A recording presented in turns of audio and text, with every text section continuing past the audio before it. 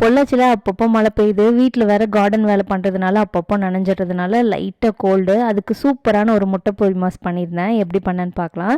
கடுகு, கடலைப்பருப்பு, வெங்காயம் கேப்சிகமும் நான் ஆட் பண்ணியிருக்கிறேன். இது ஓரளவுக்கு நல்லா வதங்கினதுக்கப்புறம் கொஞ்சம் மஞ்சத்தூள் ஆட் பண்ணிக்கோங்க, ரொம்ப ரொம்ப நல்லது உடம்புக்கு. அதே மாதிரி ஒரு 3-4 முட்டை போட்டு, வீட்டில் எல்லாத்துக்கும் பண்ணேன், அதனால எனக்கு மட்டும் இல்லை. ஸோ முட்டை கொஞ்சம் பெரிய பெரிய பீசஸாக வேணும் அப்படின்னா இந்த மாதிரி அளவாக கிண்டி விட்டோம் அப்படின்னா நல்லா பெரிய பெரிய பீசஸாக கிடைக்கும். ஸோ ஃபஸ்ட்டு கொஞ்சம் அந்த வீட்டிலேயே நம்ம குருமிளகு, சீரகம் ட்ரை ரோஸ்ட் பண்ணி பொடி பண்ணதை போட்டு ஒரு மிக்ஸ் கொடுத்து நல்லா பரட்டி விட்டுறணும். அதுக்கப்புறம் பார்த்திங்கன்னா ஃபைனலாக இறக்குறதுக்கு முன்னாடியும் அந்த பவுடர் கொஞ்சம் போட்டு நல்லா நிறைய கொத்தமல்லி தழை, எனக்கு ரொம்ப பிடிக்குங்கிறத தாண்டி கொத்தமல்லி தழை பிளட் பியூரிஃபையரு. ஸோ முடிஞ்ச அளவுக்கு நம்மளோட ஃபுட்டில் சேர்த்துக்கணும். அந்த குருமிளகு சீரகம் வாசத்தோட அப்படியே கம்மன்னு சூப்பராக இருக்குங்க. கோல்டு காஃப்க்குலாம் ரொம்ப நல்லது. இந்த மாதிரி quick, simple, easy, healthy recipe வேணும்னா மறக்காமல் நம்ம சேனலை சப்ஸ்கிரைப் பண்ணி வச்சுக்கோங்க. தேங்க்யூ ஃபார் வாட்சிங்.